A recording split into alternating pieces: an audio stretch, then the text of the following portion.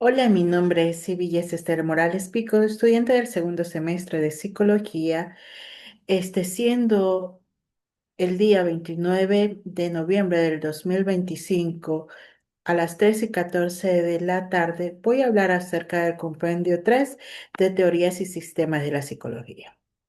Dentro de este compendio se desarrolla de manera integral de las corrientes más influyentes de la comprensión científica de la conducta y mente humana: el conductismo, el cognitismo y el psicoanálisis. A través de estas perspectivas se evidencia la evolución del pensamiento psicológico desde el enfoque centrado exclusivamente de la conducta observable hasta la concepción más profunda del psiquismo, donde cobran relevancia al proceso mental e inconsciente. Sobre este recorrido inicia el conductismo clásico, formulado por John Baston, quien sostuvo que la psicología debía construirse como una ciencia objetiva, basada únicamente en los estudios de la conducta observable y medible, influenciado por los experimentos de Ivan Pavlov sobre el condicionamiento. Watson propuso que el comportamiento humano podría explicarse como una relación directa entre el estímulo y la respuesta. Desde esta perspectiva, los procesos internos de la mente eran considerados inaccesibles al método científico. En este enfoque permitió establecer métodos experimentales rigurosos y sentó las bases del desarrollo de la terapia conductuales, así como las modificaciones del comportamiento en el contexto educativo y social. No obstante, el conductismo clásico fue criticado por su manera mecanista y por ignorar la influencia de procesos cognitivos emocionales y motivación de la conducta. Posteriormente, cuando hablamos del conductismo, hubieron condiciones operables que desarrolló Skinner, quien aplicó amplió los postulamientos del conductista al demostrar que la conducta no solo depende de un estímulo previo, sino también que es de la consecuencia que siguen acciones. Skinner explicó que las conductas pueden fortalecerse mediante el refuerzo positivo, debilitarse mediante el castigo o mantenerse a eliminar estímulos aversivos mediante el refuerzo negativo. Este modelo adquirió gran relevancia en la explicación de la formación de los hábitos, el tratamiento de adicciones, la reeducación contextual de los procesos de aprendizaje. Sin embargo, se cuestionó haber reducido la conducta simplemente a asociaciones sin entender de manera suficiente las motivaciones internas y subjetivas y la creatividad del ser humano. Con esto, Sneaker nos explicó que cada refuerzo tenía algo así como positivo o negativo, pero a su vez dentro del aprendizaje, si una persona se portaba bien, era que tenía un refuerzo positivo subjetivamente. Como complemento de estos enfoques, se incorpora el aprendizaje vicario u observacional, propuesto por Albert Bandura, quien planteó una gran parte del aprendizaje humano ocurre a través de la observación de la conducta de otros. Según Bandura, para el aprendizaje observable se produzca, deben intervenir cuatro procesos fundamentales: la atención, la retención, la reproducción y la motivación. Este modelo permitió explicar cómo se transmiten las normas sociales, valores, habilidades, conducta de riesgo, siendo ampliamente aplicado en el ambiente educativo y en los programas de prevención. No obstante, Bandura reconoció que la simple observación no garantizaba el aprendizaje si no existen condiciones de motivaciones y contextuales adecuadas. Como respuesta a estas limitaciones del conductismo, emerge el cognitivismo, representado por Jean Piaget, Ulrich Nisser y Helene Bruckner, quienes reivindican el estudio científico de los procesos mentales.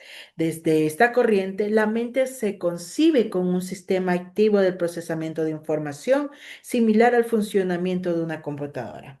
El aprendizaje deja de ser un sistema entendido por una simple asociación de estímulos y respuesta. Pasa a concebirse con una construcción interna de conocimiento mediante esquemas que permiten que la persona que está aprendiendo estructure su mente y a través de estrategias cognitivas.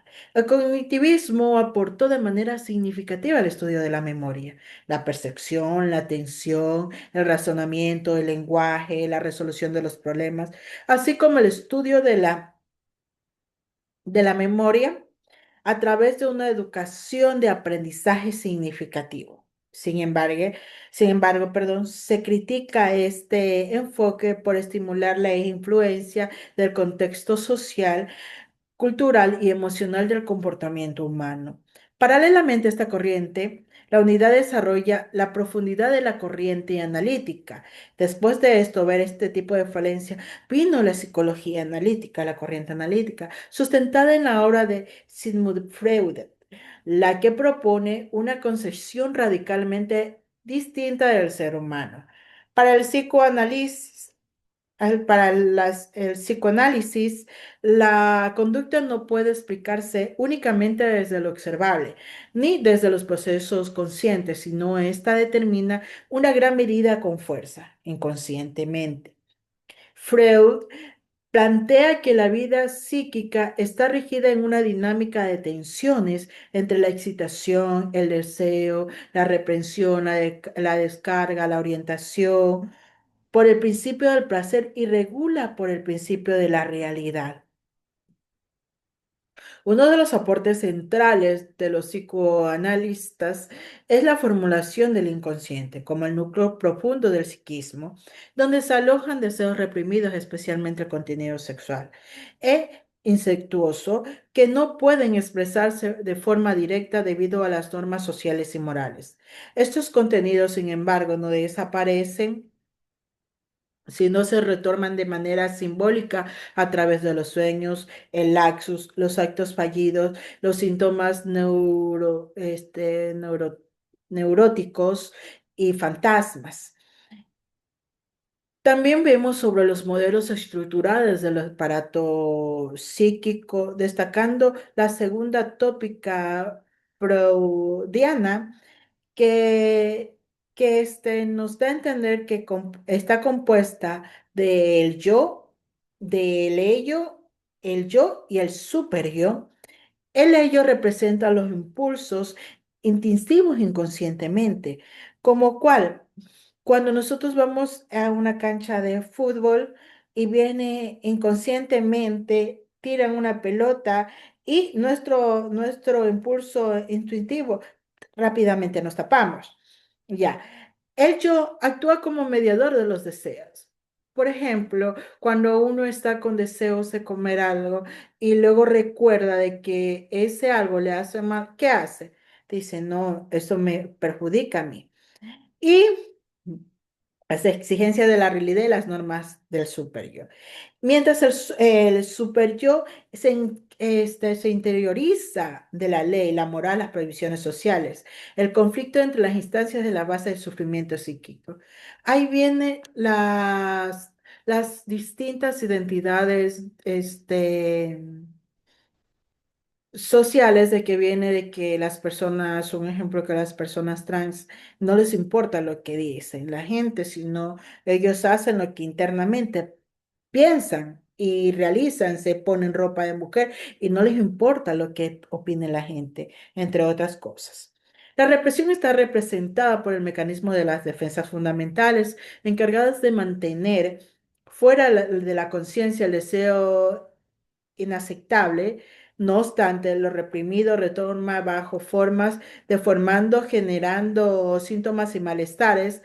El psicoanálisis sostiene que incluso los actos más insignificantes poseen sentidos ocultos, puesto que funcionan como sustitutos del deseo no realizado.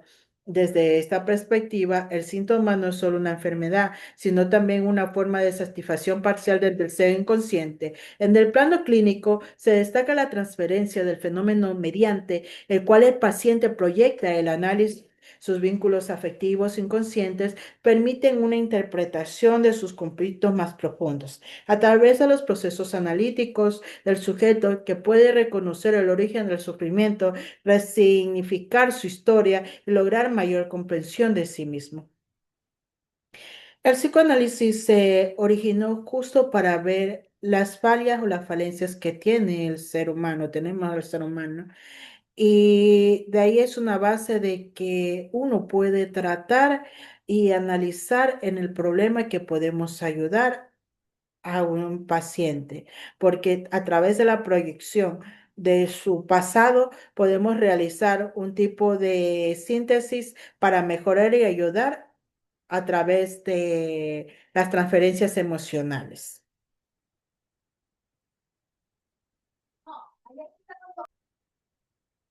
Bueno, en este momento les voy a hablar acerca del compendio número 4 y proyectar un poco sobre la psicología humanista.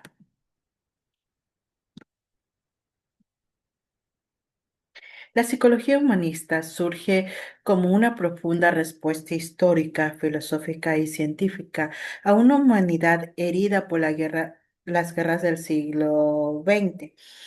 Tras las devastaciones de la Primera y Segunda Guerra Mundial y el impacto simbólico de la bomba atómica, el ser humano se enfrentó no solo a la destrucción de su entorno, sino también al vacío de su sentido, que fue el escenario fue un escenario de una crisis existencial, imparable, ideológica y espiritual, donde se hizo urgente una nueva manera de comprender al ser humano. La psicología tradicional, marcada por el conductivismo y el psicoanálisis, resultaba insuficiente para responder a las preguntas más profundas sobre el sufrimiento, la libertad, el sentido de la vida y la autenticidad en ese entonces.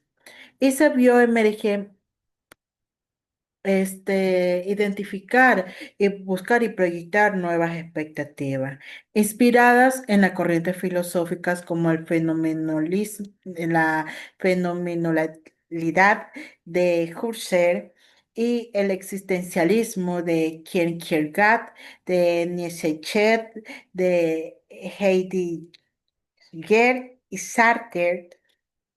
La psicología humanista se consolidó oficialmente en 1962 en Estados Unidos con la llamada Tercera Fuerza.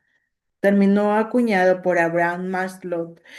Es un nuevo paradigma donde proponía abandonar la visión fragmentada del ser humano, dividido en conducta, inconsciente y percepción. Para comprenderlo como todo integral, usaban cuatro campos, que era lo biológico, lo psicológico, lo social y lo espiritual. Los humanistas colocaban en el centro del estudio a la persona no como un objeto de control o análisis mecánico, sino como un ser libre, consciente, responsable y con un potencial innato del crecimiento que comienza a estudiar las experiencias subjetivas, la creatividad, el amor, la libertad, la toma de decisiones, la autenticidad y la autorrealización. Entre los principales impulsores de este movimiento se encuentran Abraham Maslow, Carl Roger, Edith Fromm, Roger May, Friesen Peirce, Wilcott Franklin, Sidney Howard, Eugenio Genglitz, entre otros. En Europa, la corriente humanista tiene una base más filosófica y espiritual, integrando frecuentemente la teología, fenomenalidad y el existencialismo. Uno de los aportes más relevantes es el de Abraham Maslow, quien propone en célebre jerarquía la necesidad de culminar la autorrealización. Para Maslow, el ser humano no vive solo para sobrevivir, sino también para de manera natural desarrollar su máximo potencial. Además, introduce el concepto de experiencia cumbre, momento de plenitud profundo, donde la persona se conecta con lo más elevado de sí mismo. Por otra parte, Carl Roger desarrolla un enfoque centrado en la persona, una terapia basada en tres actitudes fundamentales: la terapéutica, la empatía, la acción positivista incondicional y la congruencia. Roger demuestra científicamente que cuando una persona se siente escuchada, aceptada y comprendida, puede movilizar sus propios recursos internos para sanar y crecer. Un hito trascendental dentro del humanismo es la logoterapia de Viktor Frank, nacida de la experiencia en los campos de concentración nazi. Frank descubre que incluso en el sufrimiento más extremo, el ser humano conserva una última libertad de elegir su actitud ante el dolor. La búsqueda del sentido se convierte así como el motor fundamental de la existencia. Su obra, El hombre busca un sentido de transformar, es una de las contribuciones más influentes de la psicología en el siglo XX. La logoterapia se orienta en el futuro, al para qué vivir más que al porqué del pasado. Otro pilar del humanismo es la terapia gestática de Fritz Perling, cuyo énfasis es el de aquí y ahora, en darse cuenta y autorrealización del organismo. La gestal propone que la persona busca naturalmente cerrar gestals inconclusas, es decir, resuelva aquello que quedó emocionalmente abierto. Para Peirce, las neuronas aparecen cuando el individuo vive según las expectativas de otro y no desde la autenticidad. Cuando hablamos de la neurosis, dentro de los gestalt se desprenden dos grandes líneas. La programación neurolingüística, que es desarrollada por Wagner y Ginder, orientada al camino conductual y emocional mediante el lenguaje, y la corriente transpersonal que impulsado por Carlos Naranjo y Stalin Groth, que reintegra formalmente la espiritualidad, los estados alterados de la conciencia, el enegrama, la respiración holotrópica en el campo de la psicología. La psicología humana también fortalece la terapia enfocada en las emociones, según Leslie Greenberg, quien investiga científicamente cómo las emociones pueden transformarse dentro del proceso terapéutico y con una psicoterapia experiencial y el Focused de Eugenio Genli, que nos enseña a escuchar sensaciones sentidas del cuerpo como vía de cambios profundos. Un aporte esencial en el campo de la identidad de Sidney Hoare, quien desarrolla la teoría de la autenticidad para él. Ser uno implica romper con la interpretación heredadas del mundo y crear una nueva versión propia de la vida. Propone incluso las ideas simbólicas de reencarnarse en una nueva identidad más verdadera. La psicología humanista no es un sistema rígido, sino un movimiento abierto interdisciplinario que toma saberes de la ciencia, la filosofía, la religión, la antropología y las tradiciones espirituales. Su aspiración es contribuir con la psicología holística, la ética, la ecología y profundamente humana, comprendida con la vida, la libertad y la responsabilidad. También podemos hablar que dentro de esta psicología humanística se integra el constructivismo, identificado por Piaget y Vygotsky, y la psicología de la Gestalt clásica, que nos indicó Wertheimer, Kohler o Kotka, como corrientes que refuerzan la visión activa del aprendizaje, la perspección de todo y la construcción personal del conocimiento.